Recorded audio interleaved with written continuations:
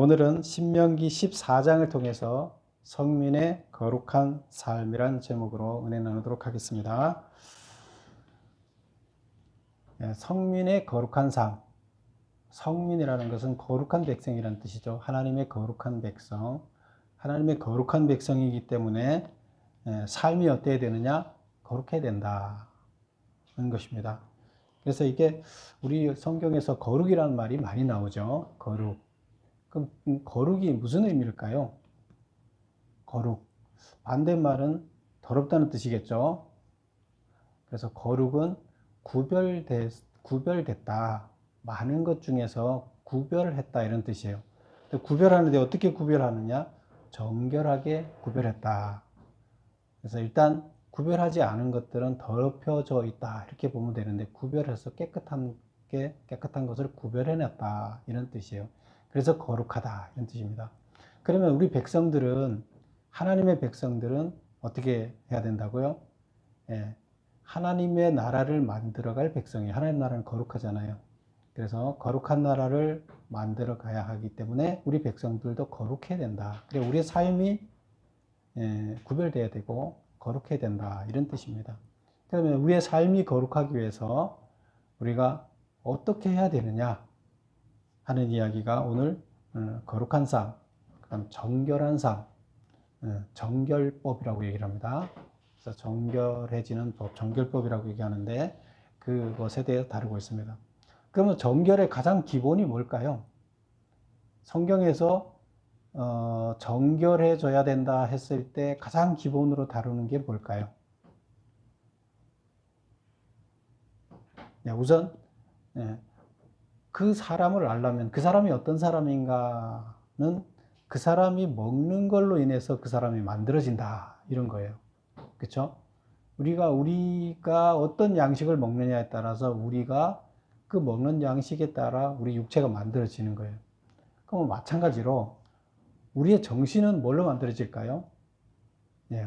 우리 안에 주입되는 정신에 따라 우리의 정신이 형성되는 거예요.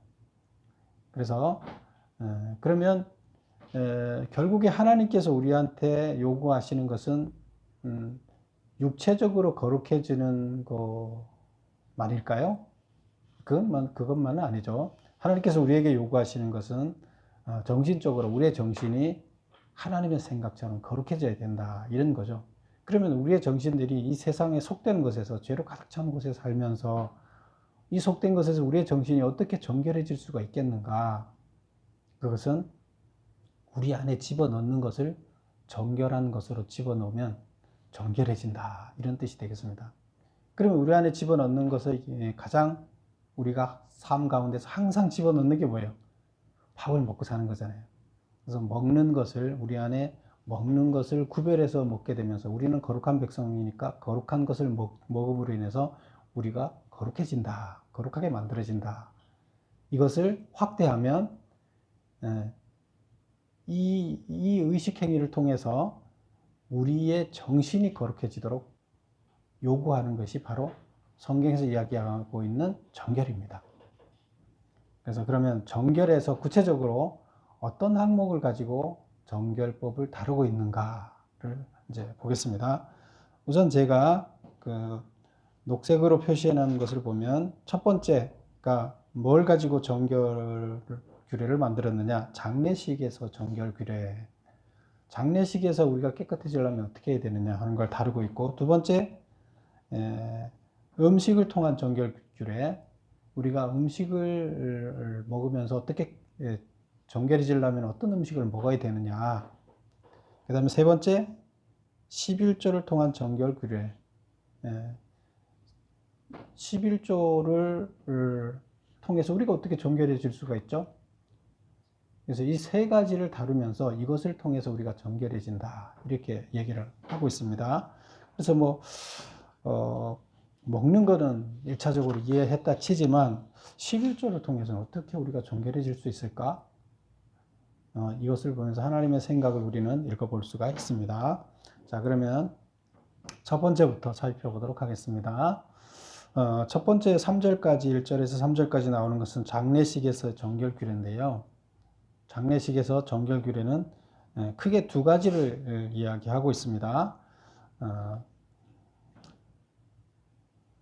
우리 1절을 한번 볼까요? 14장 1절 너희는 너희의 하나님 여호와의 자녀이니 죽은 자를 위하여 자기 몸을 베지 말며 죽은 자를 위하여 자기 몸을 베지 말라 하는 거 하나 하고, 그 다음에 두 번째가 눈썹 사이 이마 위에 털을 밀지 말라. 이마 위에 털을 밀지 말라. 이 두 가지를 요구하고 있어요. 이렇게 정결해지려면 이것을 해야 된다. 근데 반대로 그러면 지금 정결하지 않은 사람들이 이런 행위를 하고 있다는 뜻이잖아요. 누가 하고 있었을까요? 이것을 가나안 지역에 살고 있는 사람들이 이런 행위를 하고 있었다는 거예요. 그래서 가나안 땅에 있는 사람들이 상을 당했을 때, 누가 죽었을 때, 가까운 사람이 돌아가셨을 때 이런 의식 행위들을 했다. 그래서 하나님은 이것을 깨끗하다고 보지 않기 때문에 이것을 따라하지 말라. 이제 이런 뜻이 되겠습니다. 그러면 1번을 보겠습니다. 메모 1번. 죽은 자를 위하여 자기 몸을 베지 말라는 규례가 나온 배경은 무엇일까? 어떤 배경에서 이런 이야기를 했을까? 죽은 자의 넋을 위로하고 음부의 신들을 진정시킨다는 명목으로 자해하여 피를 흘리는 당시 이방 종교의 풍습이 있었는데 이것이 이스라엘에게 침투되는 것을 차단하기 위해서 나온 규례다. 아시겠죠? 그래서 누가 가까운 사람이 돌아가시면 자기가 자해를 해서 죽은 사람을 위로하고 그래서 칼로 자기 몸에 상처를 내서 피를 흘리게 함으로 인해서 그 피를 드린다는 거예요. 그래서 드림으로 인해서 신들이 지금 죽음의 세계에 새로운 죽은 사람, 자기가 친한 죽음에서 부모가 돌아가셨던 부모가 거기 소속대로 들어가잖아요. 그러면 거기 있던 신들이 괴롭히지 않을까요? 그런 생각이 있어서 못 괴롭히게 하려면 내가 피를 내서 그 신들을 달래줘야 된다. 이런 생각을 가지고 있었다는 거예요. 그래서 내 피를 상주들이 자해를 하는 이런 예가 있었는데 하지 말라는 거예요. 그 다음에 두 번째 것은 이마 위에 털을 밀지 말라 그랬는데 이마 위에 털이 뭐예요? 머리를 미는 거예요. 머리를. 우리가 지금은 뭐 머리가 자율화됐는데 옛날에는 머리를 길리지 못하게 했었어요. 우리 학교 다닐 때. 그래서 머리가 길면 기계를 가지고 쫙 밀어서 중간에 고속도로를 한 줄 쫙 만들어 놔요. 선생님들이. 그렇게 해놓으면 보기 싫으니까 창피하잖아요. 엄청 창피하죠. 그러면 어쩔 수 없이 가서 머리를 깎습니다. 그 모습이 수치스럽기 때문에. 그래서 여기에서 바로 그런 비슷한 것을 지금 얘기하는 거예요. 여기 볼까요? 이마 위에 털을 밀지 말라는 규례를 통하여 하나님이 이스라엘에게 주시고자 하는 메시지는 뭐냐? 머리를 미는 걸 수치로 여기는 히브리인들이 장례식에서 머리를 밀어 수치를 자초하는 행위는 산자의 삶의 가치보다 죽은 자의 죽음의 가치를 더 크게 보는 행위다. 히브리인들은 이렇게 머리를 깎는 것을 아주 수치로 생각했어요. 우리 히브리인들은 머리를 잘 안 깎았어요. 그래서 대머리들을 여기 보면 성경에서도 대머리들을 놀리는 이런 경우가 많이 있어요. 머리 미는 걸 수치로 생각하기 때문에. 그런데 누가 돌아가셨다 상을 당하면 머리를 밀어서 자기 수치를 드러내요. 일부러. 왜 그렇게 했을까요? 마찬가지로 산자를 자기가 수치스러워짐으로 인해서 산자를 달래준다는 그런 의미가 되는 거예요. 그래서 그 자기가 당하는 수치보다가 그 돌아가신 자들의 그 죽음이 더 중요하기 때문에 나는 하잘 것 없기 때문에 수치를 당해야 된다. 이런 의미가 되는 거예요.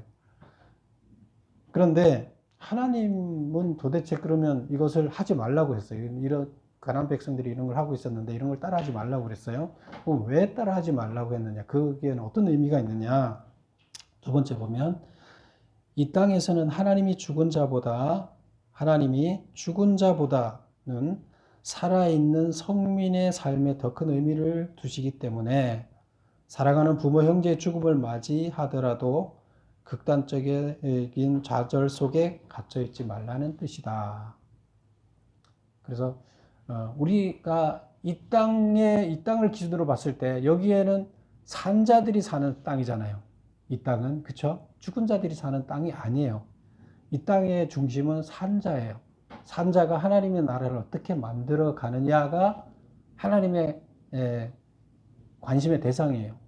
살아있는 자들이 어떻게 하나님이 원하는 하나님의 나라를 만들어 가느냐, 누가 이것을 만들어 가느냐 하는 것이 하나님의 관심 대상이에요.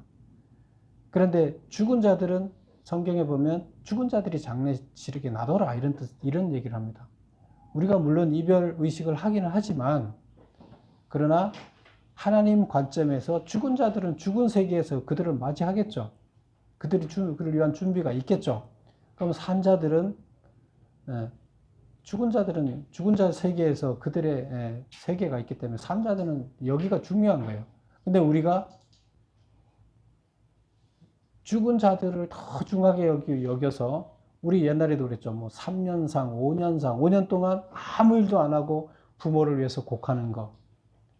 그런 것들은 하나님 보시기에 산자의 세계에서는 산자들이 무엇을 하는 거가 중요한데 하나님은 거기에 관심이 있는데 우리는 죽은 자가 어떻게 지금 될까에 관심이 있다는 거예요. 하나님이 생각하고 있는 관점하고 우리의 관점하고 틀린 거잖아요. 하나님의 거룩한 백성은 지금 하루하루를 살아가는 나의 삶이 어떻게 형성돼 가는가가 하나님의 관점이에요.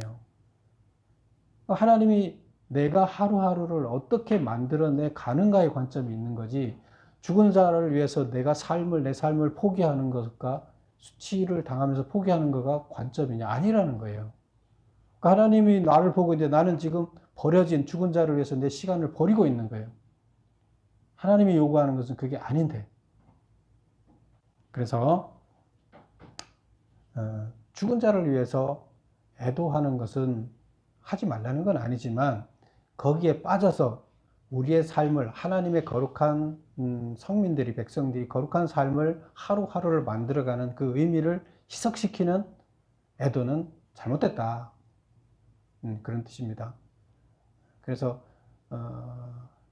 자기 가까운 사람들이 돌아간 거에 대해서 유족들이 고통스러워하는 거에 대해서 위로해 주는 것은 해주지만 그거 자체를 죽은 자를 위해서 희생하는 것은 잘못된 의식이다. 그래서 그런 의식을 하지 말라 이런 뜻이 되겠습니다. 그래서 이렇게 하는 것이 하나님의 백성으로서 나 하루하루의 삶을 거룩하게 만들어 가는 것이 중요하지 죽은 자를 위해서 나의 삶을 허비하는 것은 중요하지 않다. 이런 거에 관점을 두고 있습니다. 그래서 우리는 정결하게 사는 것은 장례식에서 우리가 가난한 백성처럼 죽은 자를 위한 삶을 사는 것은 거룩한 백성에 취해야 할 정결의식이 아니다. 이렇게 보고 있습니다. 두 번째, 이제 음식에 대한 정결 규정을 보겠습니다.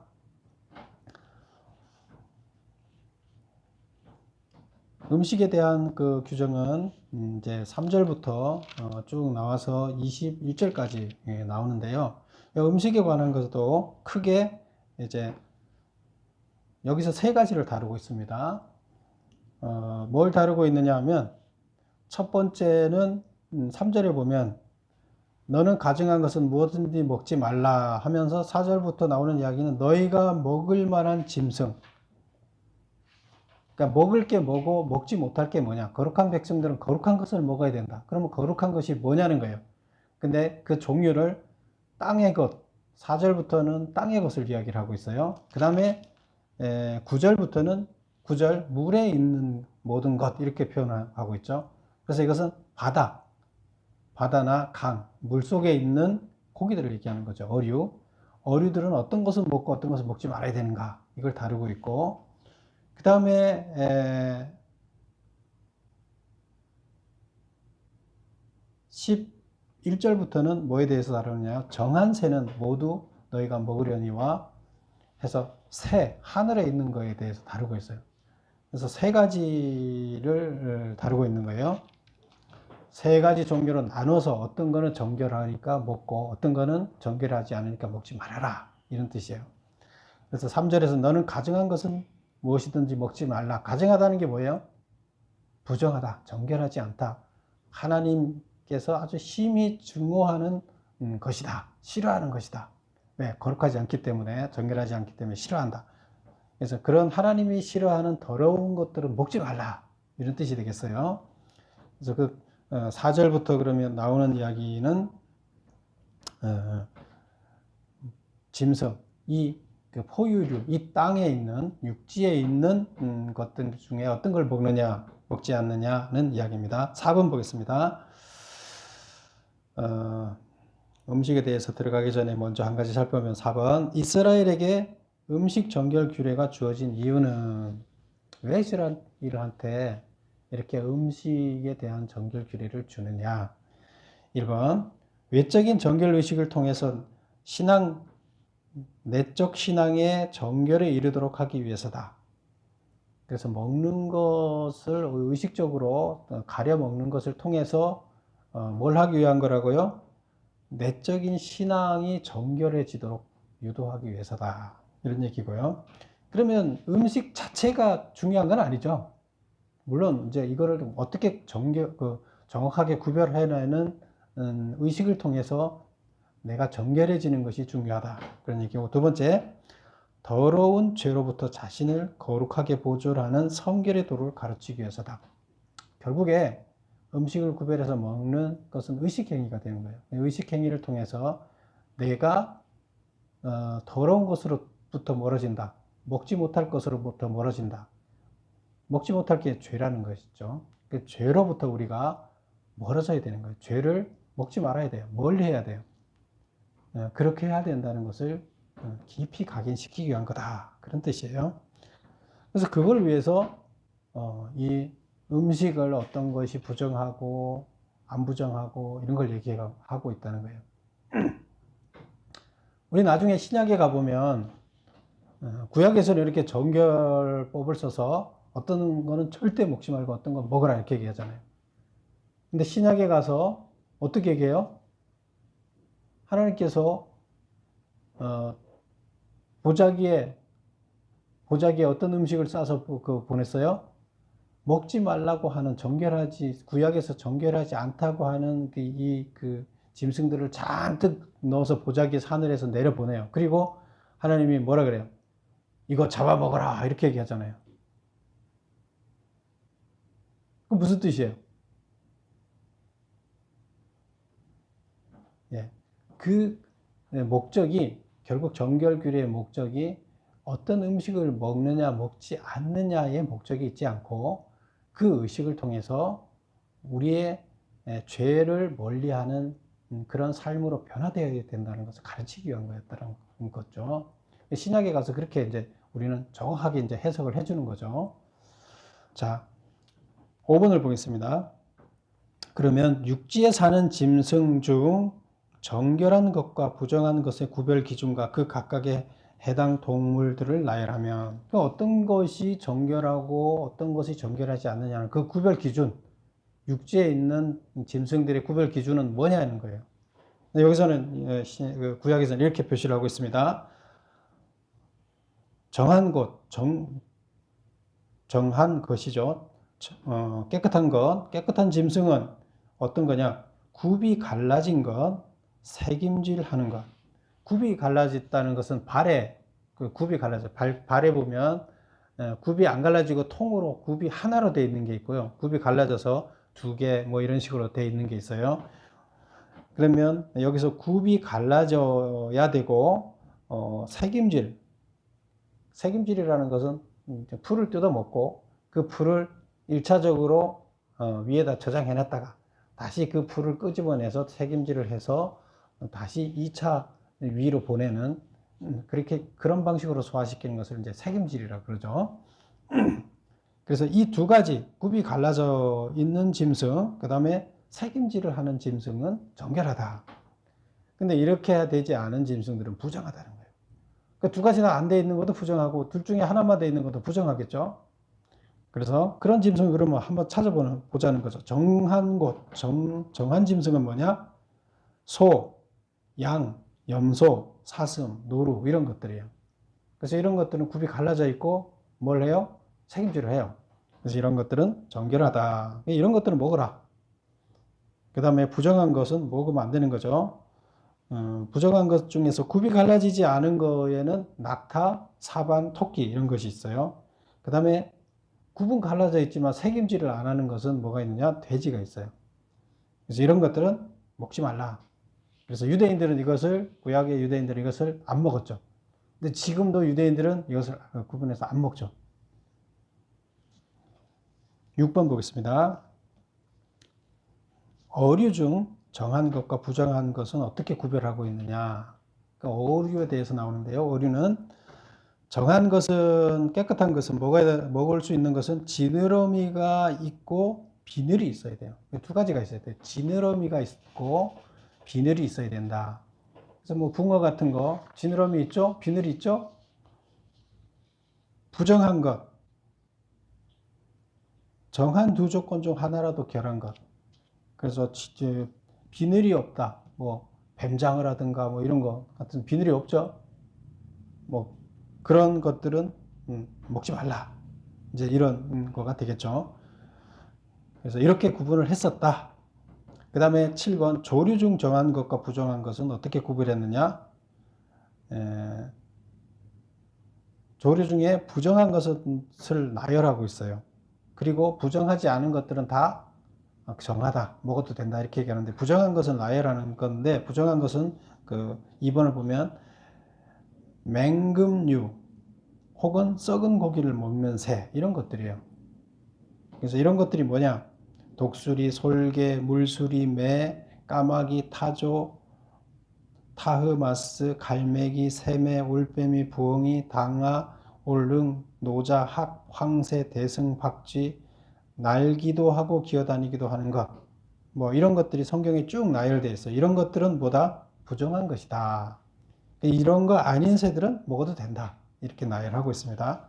그래서 조류, 어류, 그 다음에 포유류에 대해서 어떤 것들은 먹고 어떤 것도 먹지 말라. 이렇게 구분했어요. 그리고 구약 시대의 백성들은 다 이걸 지켰어요. 근데 이 음식 먹는 걸 통해서 하나님께서 도달하고자 하는 교육의 목적은 뭐라고요? 죄로부터 성결한 삶을 살아내는 것. 그러니까 우리 안에, 우리의 삶 가운데 죄라는 것을 집어넣지 않는 거예요. 우리의 생각 가운데 악한 것을 집어넣지 않는 거예요. 우리 먹을 때 깨끗한 것만 먹듯이 죄로 더럽혀진 생각들을 안으로, 죄를 저지를 생각들을 내 안에 집어넣지 않는 것을 배우는 거예요. 그래서 깨끗한 생각만 집어넣는 것을 배워서 우리의 삶의 결과가 죄와 멀어진 깨끗한 삶, 그래서 거룩해지는 것.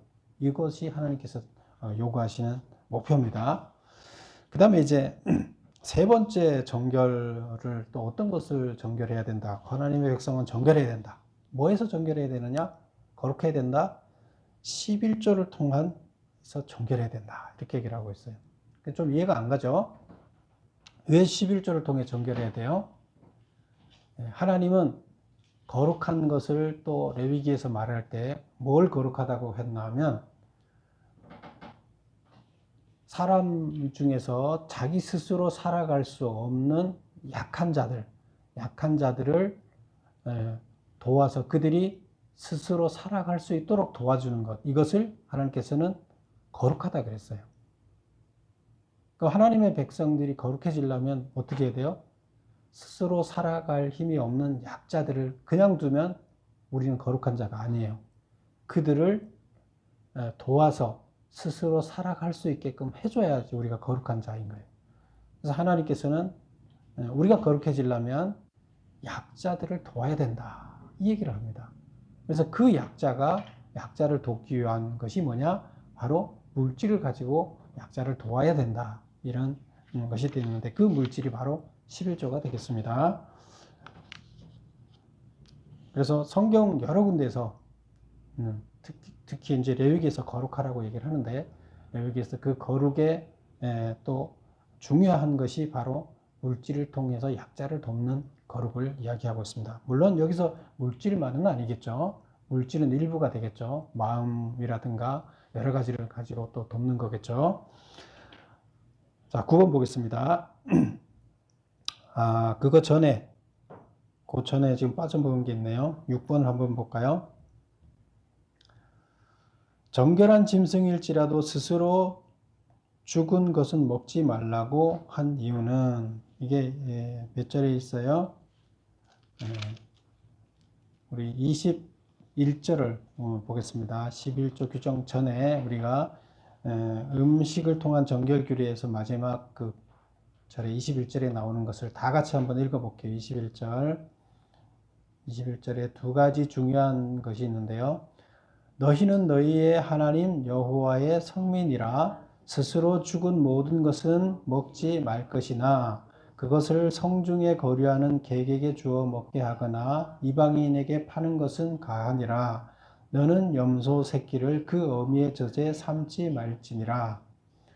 여기서 스스로 죽은 것은 먹지 말라 했는데, 이 스스로 죽은 것은 먹지 말라는 것은 원래 먹어도 된다고 한 것 중에서 앞에 세 가지, 포유류냐 어류냐, 그 다음에 그 새 중에서 먹어도 된다고 한 것들 있죠. 그런 것 중에서도 스스로 죽은 것은 먹지 말라. 왜 그렇게 얘기를 했을까요? 우리는 피를 먹으면 안 된다 그랬는데, 스스로 죽었다는 것은 자기가 병들어 죽을 수도 있고 다른 짐승에 물려 죽을 수도 있고, 뭐 하여튼 자기가, 우리 사람들이 죽인 게 아니란 뜻이에요. 사람들이 먹으려고 죽인 것이 아니게 죽은 거예요. 그래서 스스로 죽었다고 하는데, 그런 경우에는 사람들이 먹으려고 죽일 때는 모든 짐승의 피를 뺀다 그랬죠. 그래서 피를 빼고 먹었어요. 그렇게 얘기를 했었죠. 피를 반드시 빼고 먹으라. 그런데 지금 스스로 죽은 것들은 피가 빠져 있지 않죠. 몸속에 피가 굳어 있죠. 죽어서. 그런 것들은 먹으면 안 된다는 거예요. 왜? 피를 먹으면 안 되기 때문에. 피는 생명이기 때문에. 그래서 스스로 죽은 것은 먹으면 안 된다. 이렇게 얘기를 했습니다. 그 다음에 두 번째, 그 7번 또 한 가지 질문이 더 있는데요. 이게 뭐죠? 염소 고기를 그 어미의 젖에 삶지 말라고 했다.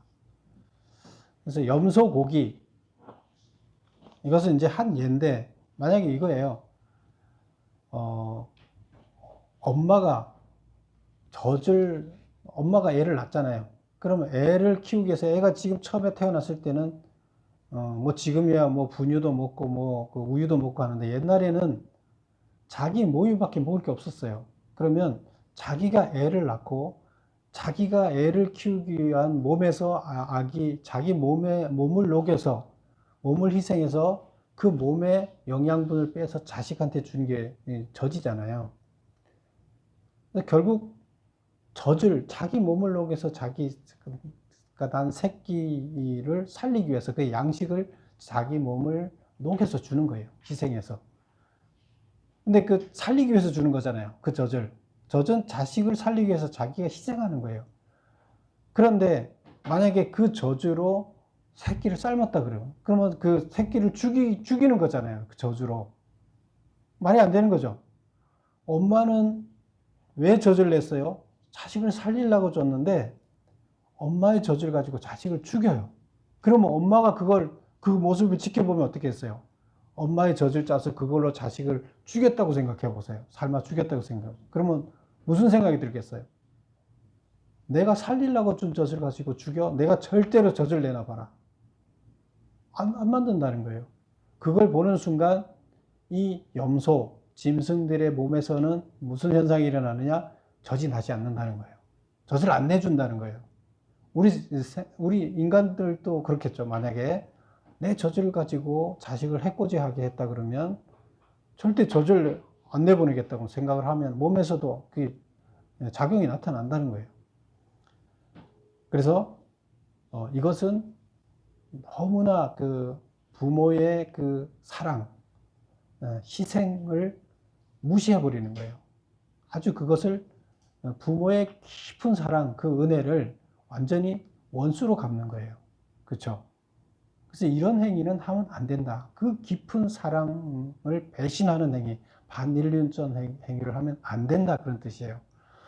그래서 이것이 이 가나안 지역에서는 우유로 새끼 염소를 삶으면 그렇게 맛있대요. 그래서 가나안 지역에서는 그 염소를, 새끼 염소를 그 염소에서 나온 젖으로 삶아서 먹었다 그래요. 너무 맛있기 때문에, 너무 부드럽고. 그런데 이것은 하나님이 절대 하지 마라, 이런 얘기예요. 그래서 이것은 결국 그 염소 자체를 얘기하기 위한 것은 아니에요. 우리 인간들이 얼마나 사랑이라는 것, 그 희생이라는 그것을 값지게 생각해야 돼, 귀하게 생각해야 되느냐. 그 희생 자체를 높이 생각해야 된다, 이런 거예요. 결국 우리는 여기서 뭘 생각할 수 있어요? 예수님이 십자가에 못 박혀 돌아가셨잖아요. 우리 살리기 위해서. 그 희생은 대단한 희생이에요. 자기 몸으로 죽여서 우리를 살린 거잖아요. 근데 그 희생을 값지지 않게 생각하는 거나 동일하다는 거예요. 그래서 그런 행위는 절대 하면 안 된다, 이런 뜻이 되겠습니다. 그 다음에 이제 다시 11조를 통한 정결 규례로 들어가서 보면 9번에 보면 유대인들이 부담했던 두 가지 11조란 무엇인가? 그래서 이게 지금 22절에서부터 29절까지 나오는 이야기가 두 가지 11조에 대해서 언급하고 있어요. 두 번째 11조에 대해서 언급하고 있어요. 그래서 원래 11조, 그럼 두 가지 11조가 뭐냐? 그럼 첫 번째 11조는 뭐고 두 번째 11조는 뭐냐? 물론 이것은 앞에 신명기는 나중에 나오는 이야기죠. 이미 앞에서 나왔던 이야기죠.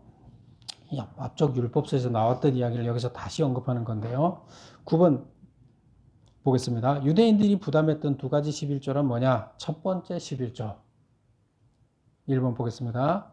추수가 끝난 후 소득의 10분의 1을 구별하여 자기 성읍의 레위인들에게 주었다. 그래서 첫 번째 11조는 자기 소득의 10분의 1을 레위인들의 생활비로 주는 거예요. 이것이 뭐예요? 첫 번째 11조였어요.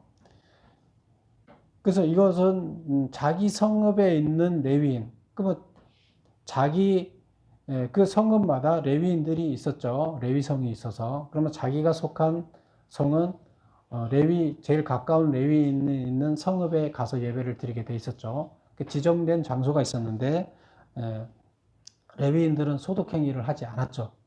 그래서 기업이 없다, 이렇게 땅도 주어지지 않았고, 그래서 하나님의 말씀 공부 열심히 해서 그것을 가지고 뭐 해요?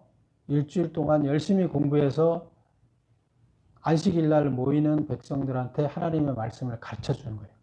교육하는 거예요. 이 교육의 목적, 말씀 교육의 목적이 바로 레위인들이 했던 주 임무예요. 그래서 제사장 역할을 하면서, 하나님께 제사 드릴 때 제사장 역할을 하면서, 물론 레위인 중에 제사장이고 나머지는 성전에서 레위인을 돕는 행위를 한 거죠. 그래서 이 직책을 레위인이라고 했는데, 이 레위인들은 먹고 살 길을 만들어 주라는 것이 이제 11조였어요. 그게 첫 번째 11조예요. 그 다음에 두 번째 11조는 뭐냐? 첫째 11조를 바치고 나머지, 그러면 소득이 10분의 9가 되겠죠. 남은 게 10분의 9 가운데서 다시 10분의 1을 구별하여 중앙성소로 가져가서 감사 축제 비용과 구제 비용으로 사용하였다. 그래서 이제 우리가 보면 지금 감사헌금 같은 개념이 되는 거죠. 11조는 11조고 감사헌금은 지금 따로 있죠. 그래서 그런 개념이 되는 거예요. 그래서 이것은 감사헌금은 하나님께 감사를 표현하는 마음인데, 그것을 1년 동안 농사 짓게 해줘서 감사합니다. 첫 번째 11조는 뭐예요? 이것은 하나님께서 이 땅을 빌려준 대가로 제가 이것을 하나님이 주신 비와 그 다음에 땅과 태양 때문에 이게 됐습니다. 하나님한테 렌트비를 드립니다 하는 거예요. 그럼 하나님은 그걸 받고 네가 한 것 전체를 나한테 준 걸로 알겠다. 네가 10분의 1을 줬지만 나는 전체를 네가 나한테 준 것으로 나는 받겠다. 이게 이제 하나님의 뜻이었어요. 그럼 하나님은 그 11조를 가지고 레위인들을 먹여서 계속 이스라엘 백성들이 하나님의 말씀대로 살아갈 수 있도록 양육하겠다 하는 게 11조죠. 그 다음에 두 번째 11조가 지금은 이제 감사헌금이라는 말로 표현을 하지만 이때는 두 번째 11조라고 표현을 해서 여기 보면 안식 후 1, 2년 차, 4, 5년 차에는 나오는 그 두 번째 11조는 뭘로 썼느냐 하면 감사축제 비용으로 썼어요. 그 다음에 안식년 후 3, 6년 차에 나오는 비용은 구제비로 썼어요. 그럼 안식년은 몇 년마다 돌아왔어요? 7년마다 돌아왔죠. 7년마다 돌아오는데 7년째는 안식년이기 때문에 농사를 안 지었어요. 땅을 안식을 시켜서 땅이 휴경을 시켰어요. 그러면 농사를 안 지었기 때문에 소득이 없잖아요. 그러면 안식년에는 소득이 없기 때문에 11조를 할 수가 없어요. 그러면 6년 동안만 나오고 7년째는 11조를 안 해요. 그러면 1, 2, 3년 차, 4, 5, 6년 차 이렇게 반으로 나눠서 1년 차, 2년 차 거는 감사헌금으로 축제 비용으로 쓰고 그 다음에 3년 차 것은 뭘로 썼다? 구제 비용으로 썼다. 가난한 자들에 대한 구제 비용으로 썼다. 그 다음에 4, 5년 차는 또 감사 축제 비용으로 쓰고 6년 차는 구제 비용으로 썼다. 근데 구제 비용으로 쓰는 비용들은 어떻게 했다? 전량 모아서 그것을 저축을 해놓고 창고에 넣어놓고 그걸 가지고 가난한 자들을 위해서 썼는데 그러면 3년 동안 그걸 가지고 가난한 자들을 도와주는 그런 비용으로 사용했겠죠. 그래서 여기서 보면 우리가 하나님께 감사드리는 의식 행위도 하나님께서 기뻐하시고 그 다음에 구제하는 비용도 기뻐하신다. 이런 얘기가 되겠습니다. 그래서 11조의 의미가 여기서는 두 번째 11조는 감사헌금의 의미로 이제 우리는 해석을 하면 됩니다. 그래서 그걸 가지고 구제하고 감사하고 이렇게 보면 됩니다. 그래서 10번을 보겠습니다. 본장은 두 번째 11조에 관한 내용이다. 그래서 첫 번째 11조에 대해서 구체적으로 여기서 설명한 게 아니라 두 번째 11조에 대해서 구체적으로 설명을 하고 있는 거예요. 본장에서는 첫 번째 11조는 앞쪽에서도 나왔었어요. 그래서 두 번째 11조 감사축제 비용을 어떻게 사용해야 된다? 구제 비용을 어떻게 사용해야 된다? 하는 이야기를 지금 다루고 있는 거죠. 여기서는. 그래서 가로 메모 보겠습니다. 10번 감사축제의 참여 대상과 구제 비용의 수혜자는 누구인가? 1. 축제 참여자. 감사축제에 사람들을 다 참여시켜라 이런 뜻이에요. 다 참여시켜서 농사진 것을 가지고 감사드릴 때 다 같이 축제 장소에 불러라는 얘기예요. 이 얘기는 잘 못 먹는 사람들한테 다들 이때 축제를 기해서 제대로 먹여주겠다 하는 하나님의 의미가 들어있어요. 그래서 어떤 사람을 부르라고요? 하나님 앞에 너와 내 권속 다 불러라. 그 다음에 내 성읍에 거주하는 레위인. 그래서 그 약자 중에 하나가 경제 기반이었기 때문에 레위인이 약자죠. 그 다음에 너와 내 권속이라는 것은 너도 오지만 내 친척들 다 와야 되는데 너 친척들 중에 가난한 자도 있고 부자도 있지만 다 모여라. 그리고 서로 반목하는 자들도 있는데 하나님 앞에서 다 모여라. 화해의 장으로 삼고 가난한 자들이 영양 보충을 하고 하는 이런 것으로 삼아라 하는 것이 바로 축제의 의미가 되겠습니다. 그래서 그런 자들을 다 참여시키게 하는 거고요. 그 다음에 이제 구제 비용의 수혜자는 누구냐 보면 레위인, 나그네, 고아, 과부 이렇게 다루고 있습니다. 여기서 뭐 레위인은 알겠고 고아, 과부도 알겠죠. 그럼 나그네는 어떤 사람이냐? 그냥 길 가다가 잠깐 들린 사람도 나그네지만 계속 이스라엘 백성이 아니면서 이스라엘 땅에 같이 사는 이방 족속이에요. 어떤 사람들일까요? 이스라엘 신앙을 갖고 있지는 않아요. 그런데 이스라엘 백성의 종으로 산다든가 하면서 이스라엘이 믿는 하나님을 믿지는 않지만, 그리고 할례를 하거나 하지 않았지만, 그래도 이스라엘 백성들한테 같이 어우러져 사는 사람들이에요.